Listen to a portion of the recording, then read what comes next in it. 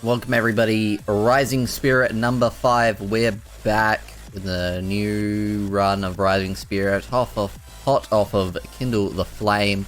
I'm Crimbosh, and we're going to get started with our opening contest. Lucas Rodger takes on Katsuyori Shibata in singles action. Coming to the ring first, the wrestler. It is Katsuyori Shibata. Not a great record for Shibata, 0-2-0 so far here at Crimson Universe Pro Wrestling. Probably wants to get back on track, and here comes his opponent, Lucas Rodger. Also not off to a great run here, Crimson Universe Pro Wrestling. Two wrestlers here who need an opportunity to show what they've got.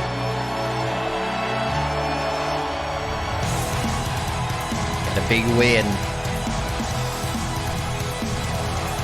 There he is, the boldest of them all, Lucas Rodger, 0-3-0. For one of these competitors, hopefully this will be their first win and won't go to a draw. 30-minute time limit on this one. Kiwi-chan, our referee. Opening contest, Rising Spirit number 5. Let's do this. Into the ropes. And a great hip toss there from Lucas Rodger, the Katsuyori Shibata. Now you gotta know, for Lucas Rodger, this would be a huge dream come true to be able to step in the ring with none other than Katsuyori Shibata. But for Katsuyori Shibata, this is just about another Monday. Ooh, a sharp kick to the back there.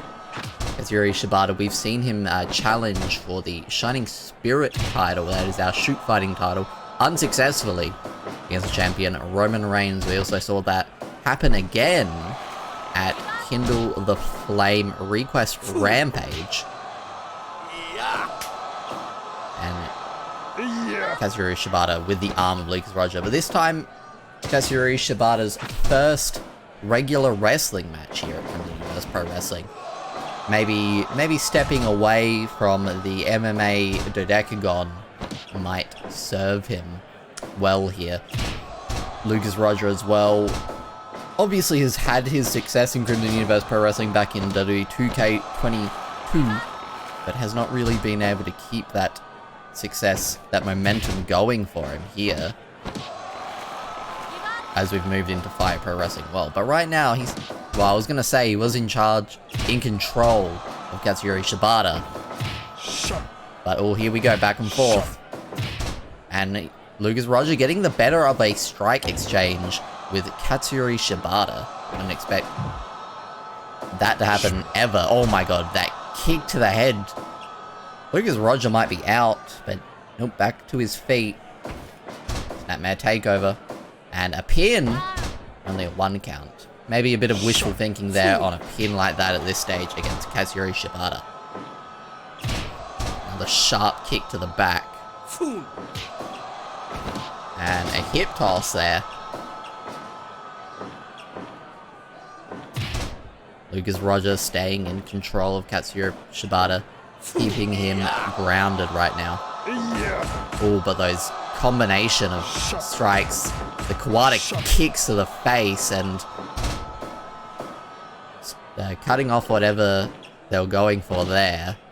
And the figure 4 leg lock. Not enough though to put Lucas Rodger away, and cravat suplex there from Lucas Rodger. He's got the tools. Just a matter of using them effectively, putting them together to win a match. Sleeper applied, got him grounded. Hip toss there, and up onto the turnbuckle. Huge elbow drop, but missing, and the STF feels like Mansfield's like Chono right now. And down, and oh wow, bit of a neck crank there. Up, and burning hammer onto the head and neck of Katsuyori Shibata, and then into that submission. Got the arm trapped as well, making it even harder for Shibata to get out of it. Knee lift. Shibata, though, isn't looking in a great way. Blue Thunder Bomb. Is that enough? Not enough to put away Katsuyori Shibata. Kick to the top of the head and Sleeper. Oh, and he's out. He looks out. Kiwi deeming Lucas Rodger still in. I mean, he looked like he went limp there, but I do trust our referee, Kiwi-chan. Back and forth. Oh my god. Here we go. They keep trading back and forth here. 5 minutes gone. And an arm submission applied, but too close to the ropes. What are we doing here? Over the top rope. And grounded sleeper again from Shibata, Lucas Rodger. That Ron Miller special there from Lucas Rodger, and now back. Nope. Trading again. Incredibly slippery, these two. Back and forth. Who maintains control here? Oh, wow. Shibata just kicked Lucas Rodger in the side of the head. And sleeper suplex. But it took a lot out of Shibata to hit that. To the ropes we go, and a huge shotgun dropkick, and Lucas Rodger back in control into that submission. And oh wow, got him absolutely tied up. Can Shibata kick out of that? Barely. And the burning hammer. Well, what's Lucas Rodger thinking of doing here? Back and forth, actually. Kick to the forearm. Spinning lariat, and that sends Shibata crashing to the mat. He's down, but able to get out of that submission hold. And oh my god, here it is. This is how you do the Kern Stomp. WWE 2K, this is how you do the Kern Stomp. He did the Kern Stomp. Is that enough to put away Katsuyori Shibata? No. Yeah. Shibata with the European uppercut there, and an STO from a sleeper hold. And those kicks to the chest, but the Kern Stomp in the air with the force. Lucas kicked out before one. Burning hammer. I think that's the third one of this match. Like I said, this win means a lot to both competitors here, and you can tell that they both really want it. Burning hammer again, but still not enough. Pumping bomber. And what now? Oh, and I think he's got that neck crank. Shibata able to crawl to the ropes and dumping him once again. 2. Not enough though. And Tiger Driver on the top of his head. Got him stacked up, but Shibata is still in this.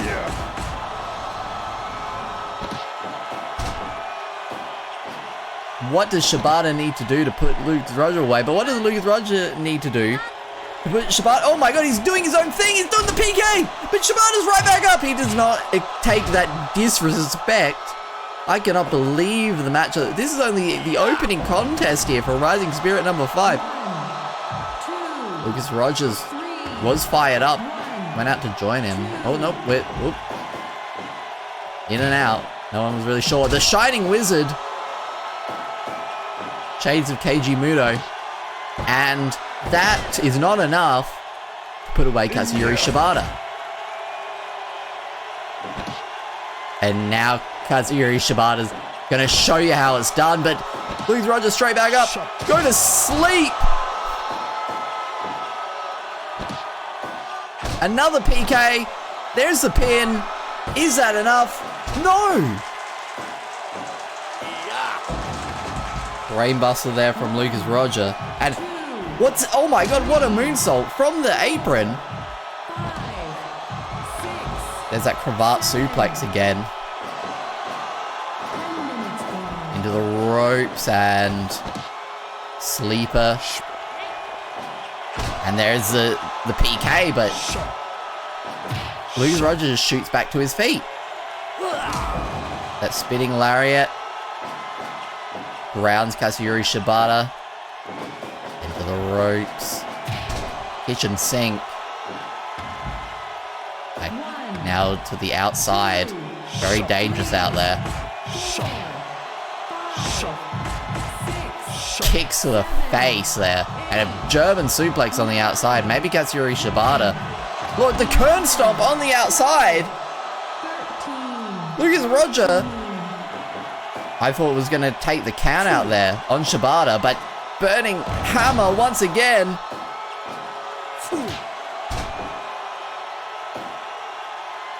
And oh my god, it's trying to go for a spinning senton there. Didn't quite get it.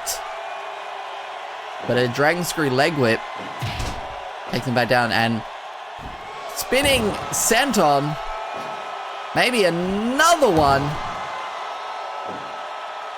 A good measure. Oh, tried to go for the elbow drop that time. And came up short. Sleeper suplex there. But the sleeper hold. Looks Rodger able to fight out of it still. And oh, he's got that octopus. And that is enough for Lucas Rodger to say that's it. He couldn't take any more of that punishment. And you're a winner. What a match between these two. Only 11:54, but regardless, these two put each other through hell for that 11:54. Incredible opener here. Rising Spirit number 5. Our next match will be in the Dodecagon as Daniel Garcia takes on filthy Tom Lawlor. Alright, here we are in the Dodecagon. Daniel Garcia, filthy Tom Lawlor.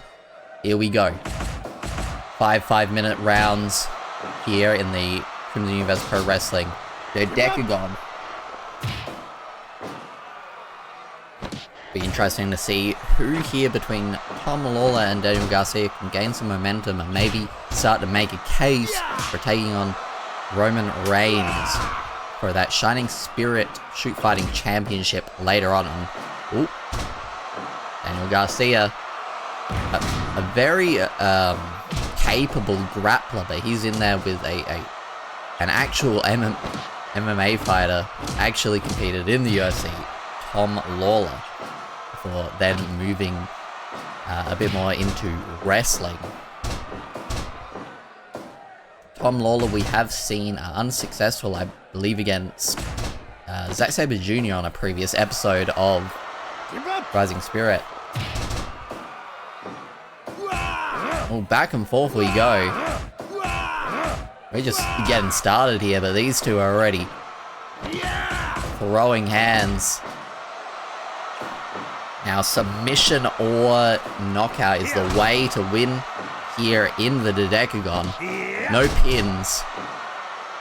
No, well, maybe there's disqualifications. I'd assume there's disqualifications. Obviously, no count out. You're stuck in that Dodecagon, the 10-sided cage. And, oh, very nice. Pulling him over into that Anaconda Vice. The amount of torque that he's got on the neck and back there of Daniel Garcia. Daniel Garcia, he can throw you those elbows. And he's not afraid of Tom Lawlor. Give up!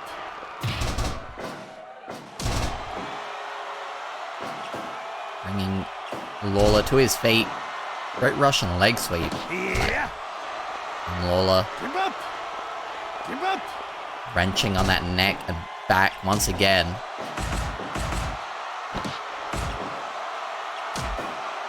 And just a lot of strikes there coming out from Lawlor, and now he's got him back down.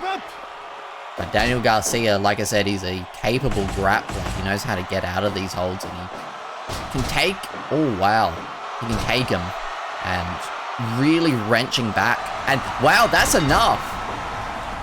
The way that he wrenched back there was more than enough to put Tom Lawlor away. And a big win here for little Danny Garcia. And like I said, if you're Roman Reigns, you might be looking out to the future, and Daniel Garcia might be standing right there. Our next match, first round for our women's tag title tournament.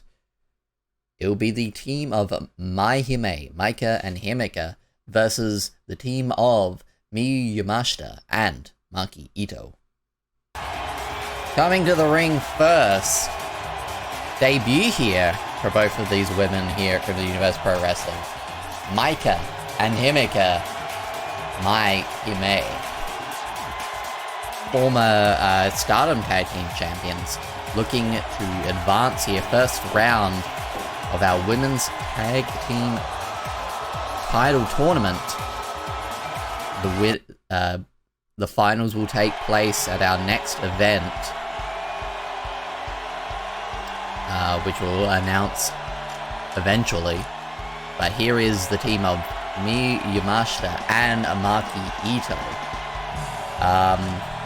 I believe TJPW Tag Team Champions, formerly or perhaps currently as I'm recording this. I believe their tag name is 121 million.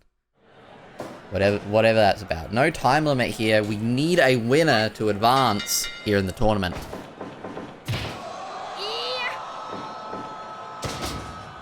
Right now, Himika with a size advantage here on Miyu Yamashita. Size and power. But Miyu Yamashita, a very extremely capable striker. As you can see, very good at throwing those kicks and incredibly precise too. She can catch you at just the right angle just to knock you out. Into the ropes goes Himika. Now Himika had just recently had her retirement match in Stardom, but we got the goods here. Oh my god, that stalling suplex from Micah. Real classic, but yeah, we got the money here to bring her back out of retirement. We got the goods here from the Universe Pro Wrestling. And throwing Miyu Yamashita on that apron.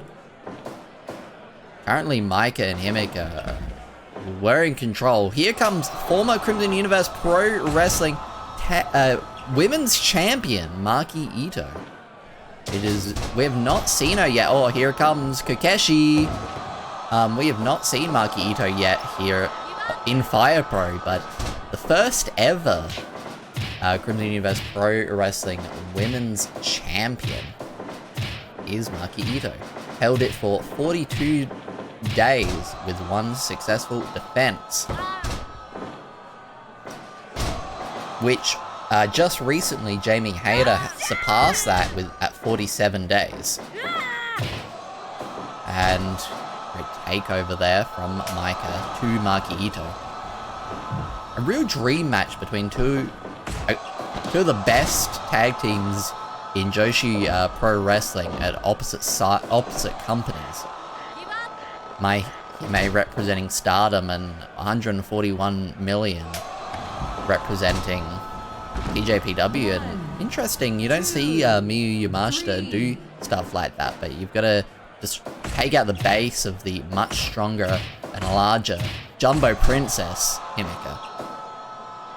Retired or not, here comes, she tried to go for that big lariat.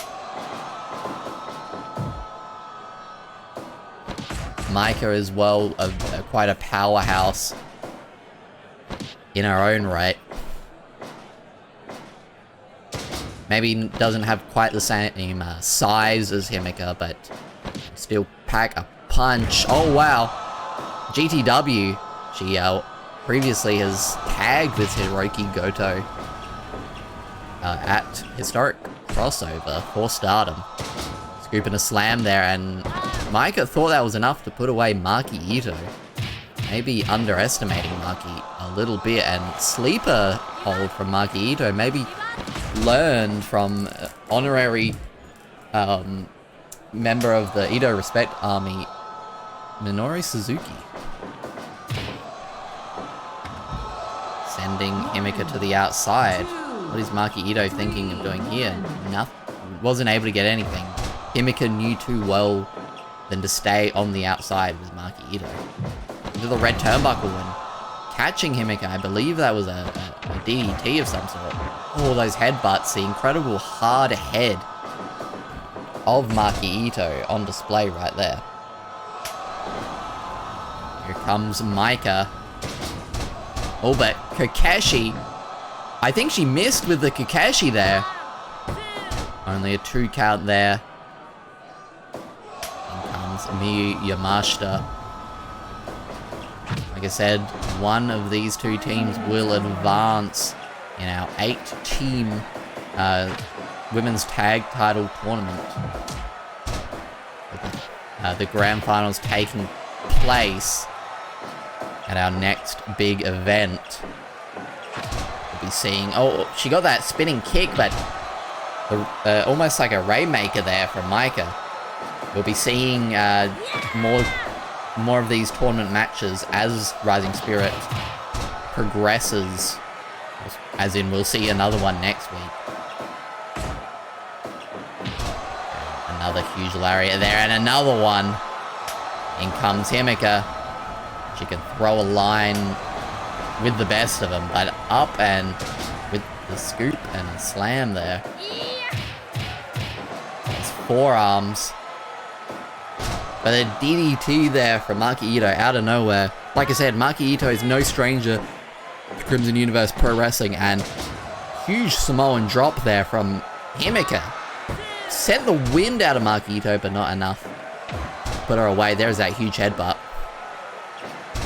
Backslide, but Himika may be able to use the momentum to get out of that one. Big lariat there from the Jumbo Princess. Rainmaker from the Jumbo Princess, and she thinks that's enough to put Maki Itoh away, and it's... I thought it was.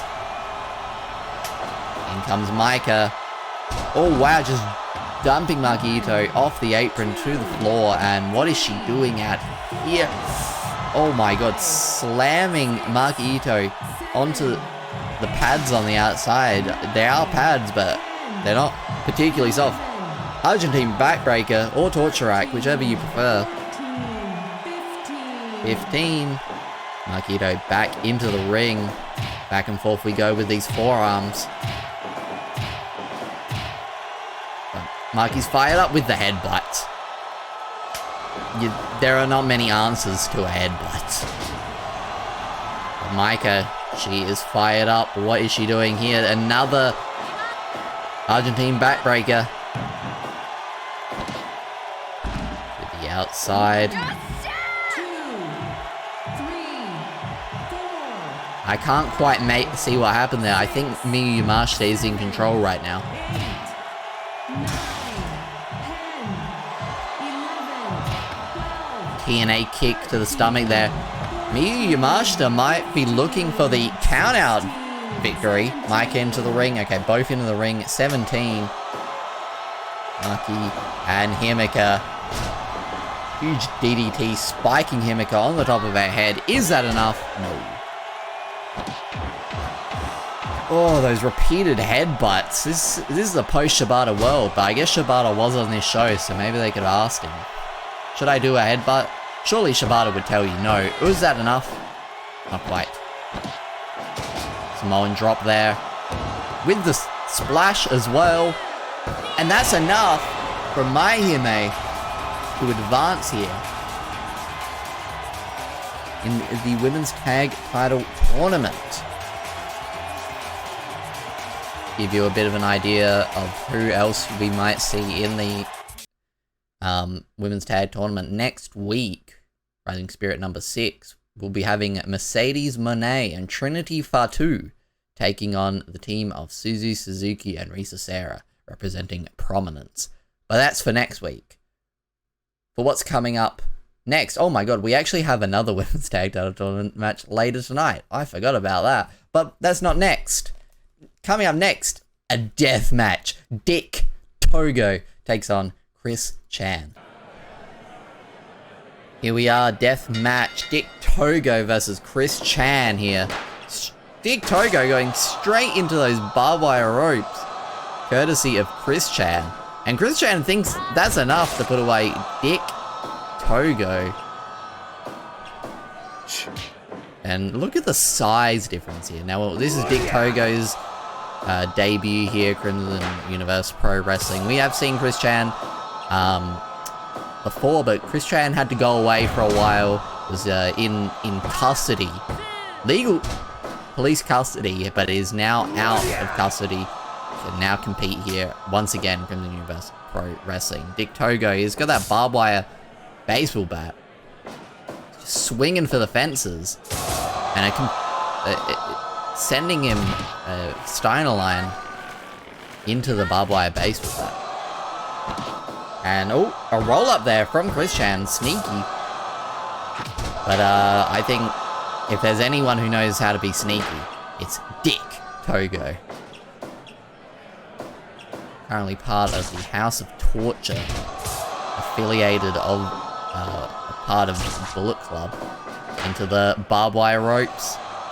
Dick Togo, I think, needed to adjust his pants there. Dick Togo trying to get on Jock's watch. Oh my god, and just wrenching on Chris-chan there. I don't know if this is going to go 10 minutes, so we can see if the explosion works on it. The way that these two are just punishing each other in this deathmatch. Now Chris-chan's busted open too. Here we go, back and forth. A rake to the eye, and just a combination of strikes there from Dick. But Chris straight to his feet with the drop kick. Chris going for definitely a much more classic look here. With the classic polo. And just keeps throwing Dick Togo around like it's nothing. Into the barbed wire ropes again and again. DDT there to Dick Togo. He is not in a good way right now. But Chris now making his acquaintance with the barbed wire ropes. The scythe. An interesting way to hit someone with a scythe, but I'm not gonna doubt Dick Togo here. What is he going for here? Oh my god, huge power bomb there. Is that enough? Well, those two just beat the hell out of each other. Dick Togo, big win. And later tonight we will be seeing another death match, as we'll be seeing a rematch at Atsushi Onita versus Eddie Kingston. We'll talk about that as it comes, as our main event. But coming up next, singles match, Hartley Jackson takes on Hitoshi-San. Here comes 1/3 of the Crimson Universe Trios Champions. Also, 1/3 of the Crimson Universe Trios Request Champions. Also, as you see in the title card, 1/3 of the Robo Waifu Championship Wrestling Trios title. A title that I thought was defunct, but I guess the Nyaneko Shugyo still count it. Triple Trios title. But here comes the leader of Big Bloke Style, Hartley Jackson. Now, if you missed Kindle the Flame, you missed the absolute war that Jag and Arnold Schwarzenegger had. Oh my god, the blood's still there. We didn't clean up blood, sorry about that. The war that Arnie and Jag had for the end of the championship at Kindle the Flame, and Hitoshi trying to immediately bring out more blood. So, and despite losing in that, I feel that Jag has earned himself a lot of momentum here at Crimson Universe Pro Wrestling. Incredible match between them. Some are saying an early contender for Crimson Universe Pro Wrestling match of the year.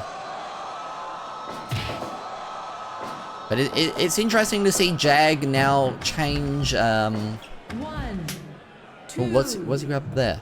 He's kind of changed his trajectory and is now taking on 1/3 of the Trios Championship. Could Jag perhaps be trying to take a couple people from Big Bloke Style and go for that Trios Championship? It will remain to be seen, but Hitoshi right now not looking too great here against Jag, and that is okay. That was in the ropes, but I was a little bit afraid that jagged, more of a Death Valley driver rather than the proper jagged edge into the blue turnbuckle. Big splash there from Jag, and a vertical suplex sending Hitoshi-san back down. Hitoshi's not in a good way. I think Jag, despite the performance, he's not necessarily... Oh my god, what are we doing? It's chokeslam to the outside. despite his performance in that match being one of the best we've ever seen, he's not particularly happy with a loss. Maybe trying to take out some of those frustrations, avenge that loss here against Hitoshi-San, but Hitoshi's not going to lie down easily. Again, Triple Trios champion is Hitoshi-San. And a low blow and a pin, but only a 1 count. And another low blow. Hope Jag's not thinking of having kids anytime soon. And the hiss, oh my god. Really harkening back to his roots in Robo Life Championship Wrestling with the hiss, but Jag having none of it. Wrenching. Almost like he's got his Hitoshi-san's ears. He was grabbing onto the ears, and Death Valley Driver once again. And what's Jag thinking of doing here? Gone for a pin. Is that enough? And that is... Wow, okay. Jag, like I said, coming in to avenge his loss to Arnie and build some more momentum. Incredible. Well, coming up next, Window of the World Qualifier. You remember the Window of the World? We've got Wheeler Yuta taking on Samoa Joe. Coming to the ring first. I was going to say a Criminal Universe Pro Wrestling debut, but so is his opponent, Samoa Joe. This is Wheeler Yuta. This is a qualifier for the Window of the World, a championship that will be crowned at our next show. So far, Bryan Danielson and Kenshiro have qualified for the Window of the World 5-way match. We'll be seeing who joins them between Wheeler Yuta and Samoa Joe here today.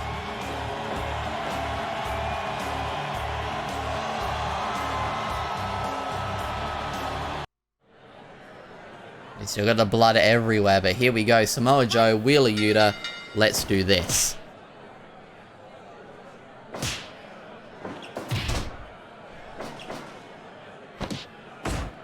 And Samoa Joe... Ooh, Wheeler Yuta with the strength there to bring up the heavier Samoa Joe for that vertical suplex. And Samoa Joe, classic Samoa Joe with those combination of strikes. Samoa Joe's been doing this for a hell of a long time. He's got a lot of experience and he knows exactly what he's doing. But Wheeler Yuta, real upstart here in the pro wrestling landscape. We saw Daniel Garcia earlier. Him and Wheeler's paths in life have been rather intertwined, rivals of sorts. Daniel Garcia was successful. It will be interesting to see if Wheeler Yuta can take this opportunity and advance for the Window of the World. Wheeler Yuta does represent the Dragon Dojo, which is led by Bryan Danielson, who has already qualified for the Window of the World 5-way. This will be the third individual decided for the Window of the World. And right now, Samoa Joe with that senton looked to be in control. Quick jab there, sending Wheeler Yuta down into the ropes. And a huge STO there. Samoa Joe already looking kind of gassed though. And a huge enziguri there from Wheeler Yuta and a back suplex.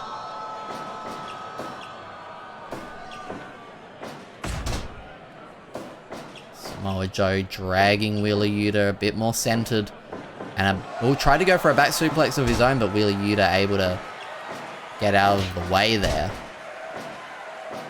And a belly to belly from Wheeler Yuta, sending Samoa Joe down, and now he's got him caught.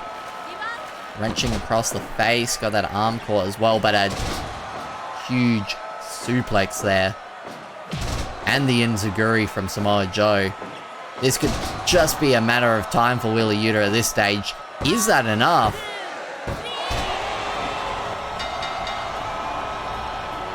Maybe dropped Wheeler Yuta at an awkward angle there. I'm not too sure, but Samoa Joe is advancing here to the Window of the World Championship match. Well, coming up next, we'll be seeing another match in the Women's Tag Title Tournament that I forgot we were having tonight. We'll be seeing the team of Neo-Bishiki-gun, Sakisama and Mei St. Michel versus the team of Meiya Mitsurugi and Sumika Kagami.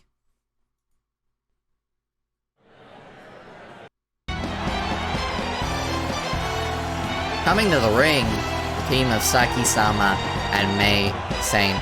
Michel. Neo-Bishiki-gun, former TJBW Tag Team Champions.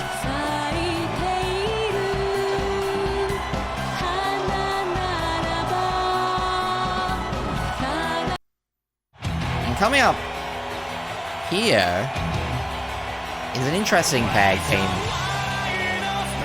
Not quite the pedigree of the tag teams we've seen previously in these women's tag.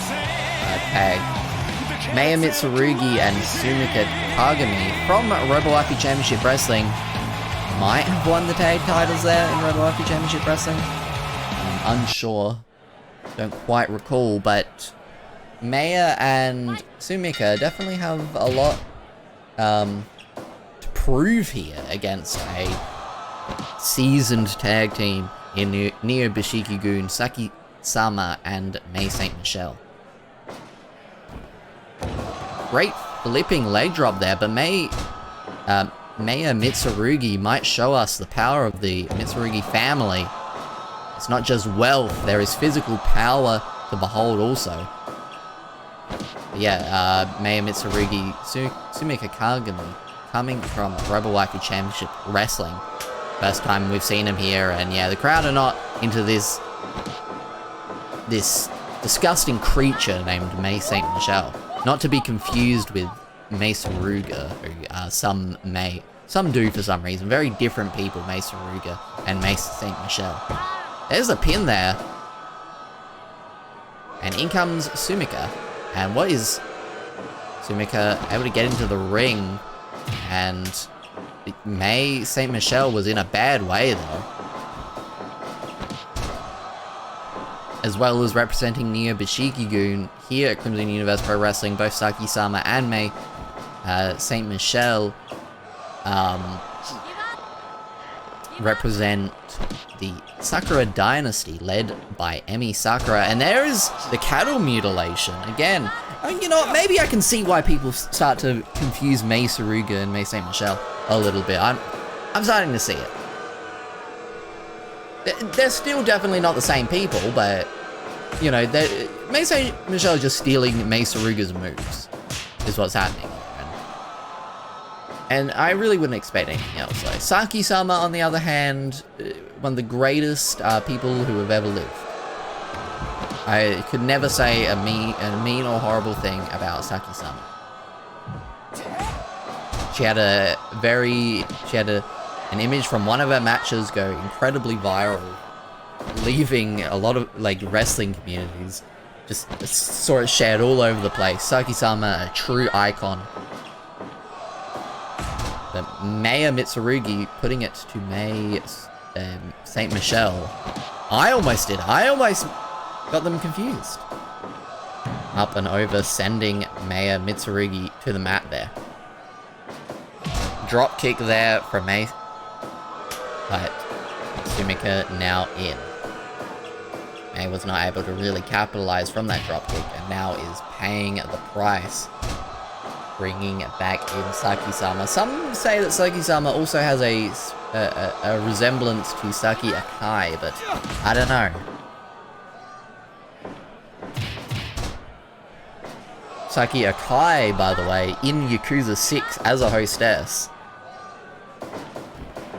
Tune into twitch.tv/Crimbosh. Eventually I'll play Yakuza 6. I don't know why I've got to shield the Twitch here. The only people that are watching this are probably already following me on Twitch. But also if you follow on Twitch, you get to see the live shows. Just like Kindle the Flame We'll have another live show coming up eventually, and a pin there from Sumika. But not enough to put her away. And now an interesting submission there from Mei. We'll have information on our next big show in the weeks to come here. Rising Spirit. And Mei and Meiya in the ring. The double stomp across the back there of Meiya.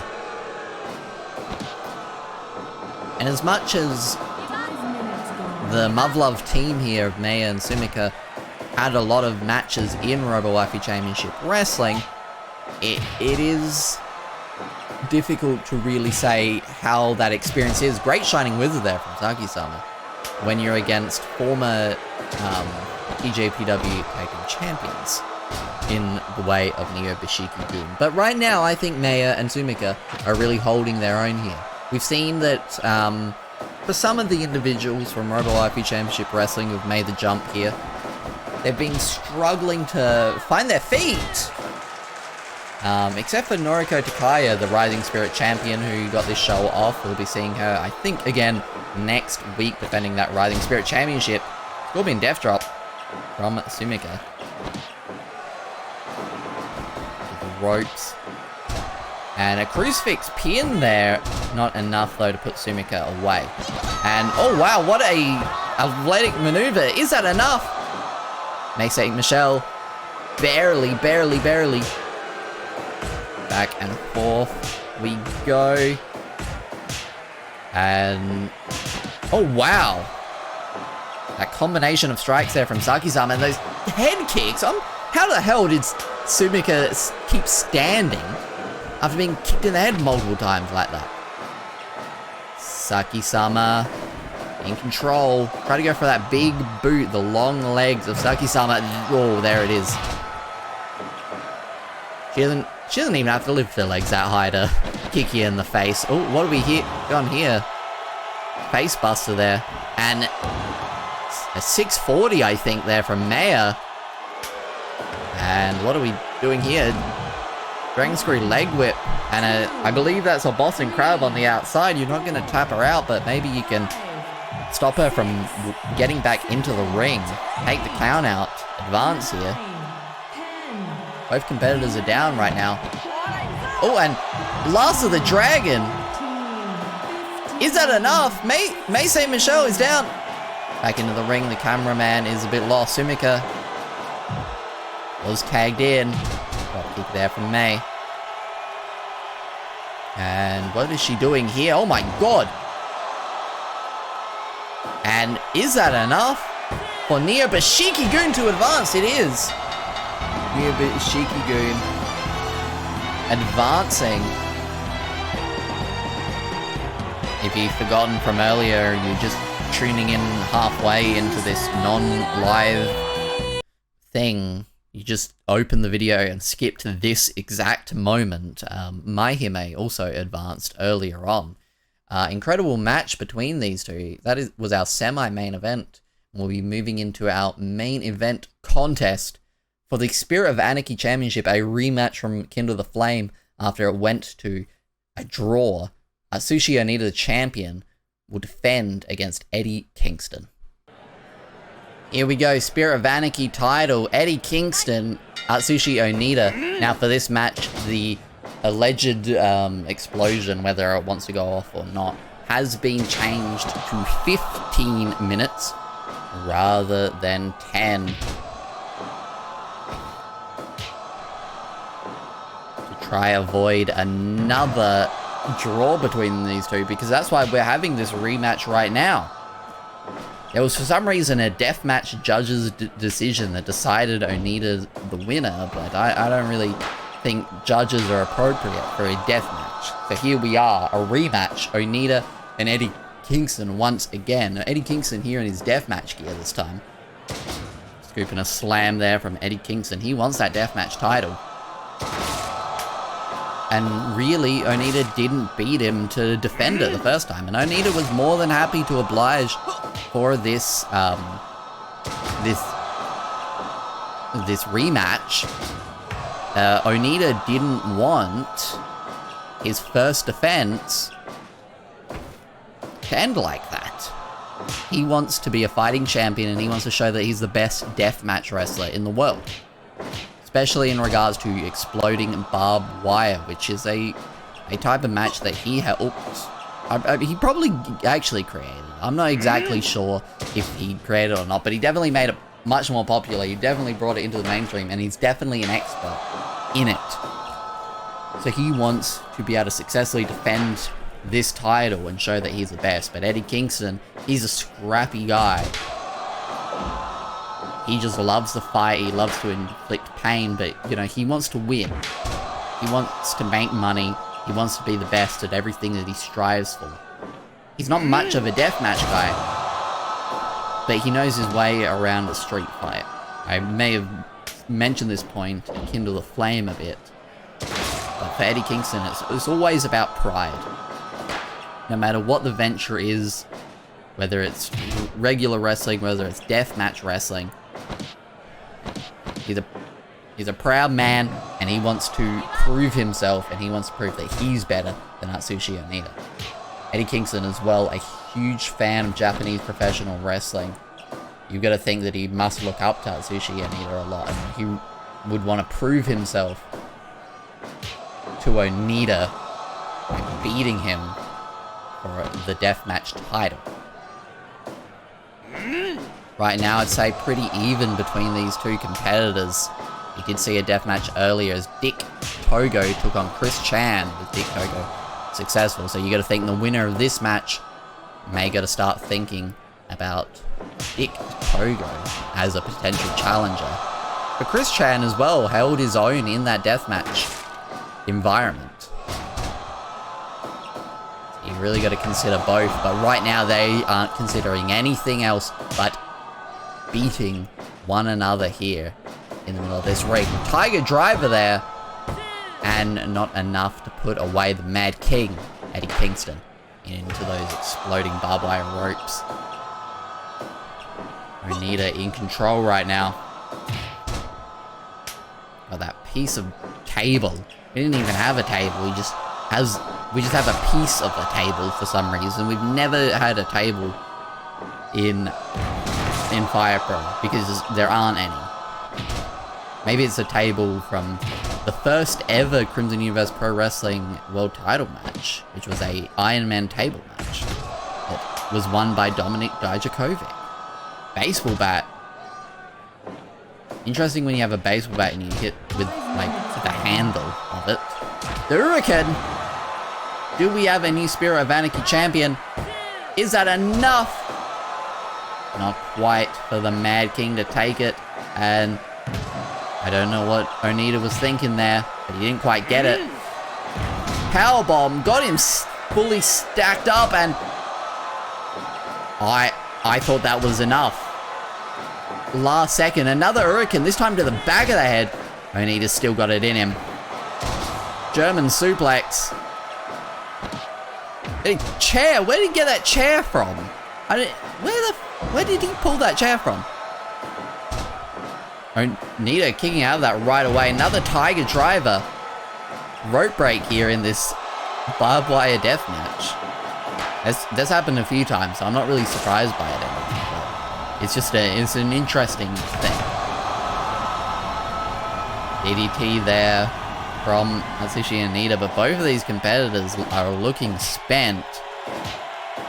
Back and forth we go. And the Hurricane, but those straight knuckles to the face from Onita to Kingston, and a scoop and a slam there. Onita with that chair. I don't know where he's pulling them from, and I don't know where he's sending them. They just disappear. Big brain buster there from Eddie Kingston, but Onita, oh, he was back to his feet, but he was dazed there. Had him caught with that suplex, and dangerous back suplex, and that is enough. New champion, no! Onita with a pile driver.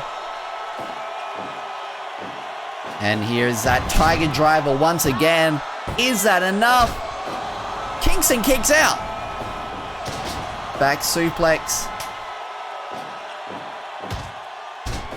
baseball bat. Again, hitting with... Oh, he tried to swing. It still didn't really swing it like you'd swing a baseball bat, but tried to go for the head. And a sledgehammer. Oh god, he just clocked him with the sledgehammer. And to the back of the head. I'd be worried if Kingston is dead, but he managed to get up a low blow. And I talk about his proficiency fighting on the street, and that's what you would see most likely at a street fight. Just anything goes there, and submission applied there from Onita. Interesting for him to go back maybe to his New Japan dojo days. Onita looking dazed though, and there's that suplex from Eddie Kingston. The back suplex once again on sending Onita crashing into the ground, neck head first. And what is... There's that pile driver. Is that enough? Successful defense. Eddie Kingston kicks out of another pile driver. Belly to belly. Shades of Scott Steiner. Oh, and there's the Hurricane. Is that enough? 1, 2. These two, I'm worried that they'll go to the 15-minute explosion at this rate. And we might end up with another time limit draw.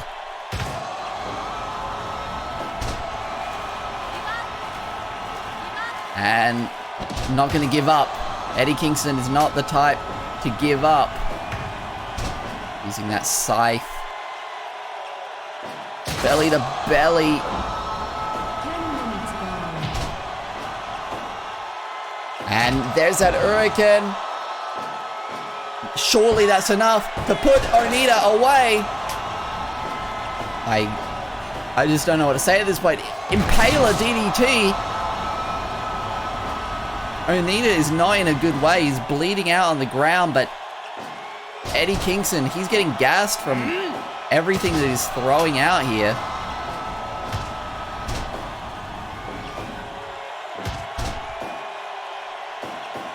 And back and forth we go. Straight knuckles to the face, but the Hurricane out of nowhere. Eddie Kingston dragging. He thinks that's enough. New Spirit of Anarchy champion! Eddie Kingston does it. He proves himself against Atsushi Onita. He wins the Spirit of Anarchy Championship. What a war between these two. Incredible match, and Eddie Kingston is the new Spirit of Anarchy champion. Absolutely insane. Well, that is the end of this episode of Rising Spirit number 5. I've been Crimboosh. Thank you for watching.